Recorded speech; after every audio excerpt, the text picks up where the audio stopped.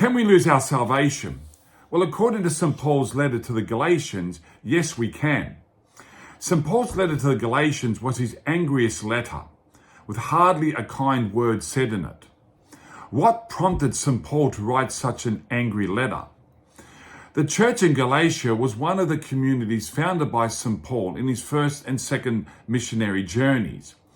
After St. Paul moved on, other Christians, Judaizing Christians, came into that community and began to preach that circumcision was necessary for salvation.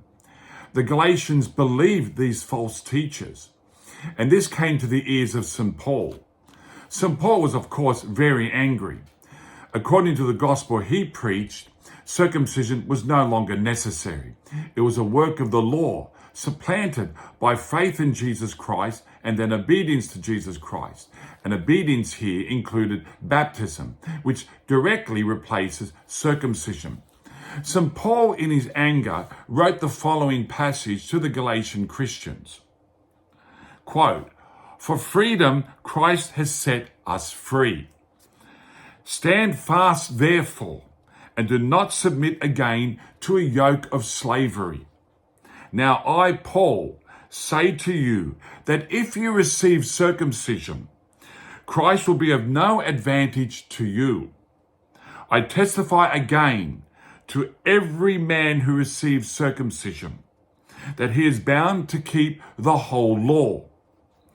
You are severed from Christ, you who would be justified by the law.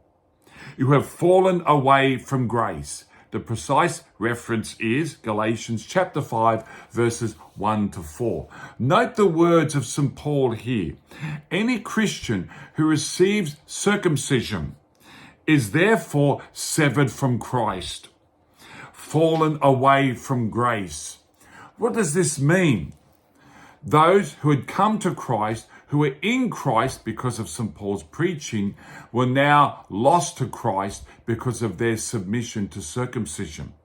If they are severed from Christ, if they are fallen from Christ, fallen from grace, they have effectively lost their salvation, or at least for the time being, walked off the road to salvation.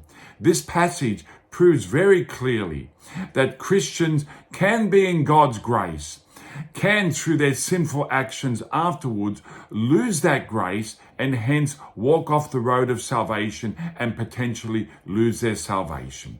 Thank you for listening to this. God bless.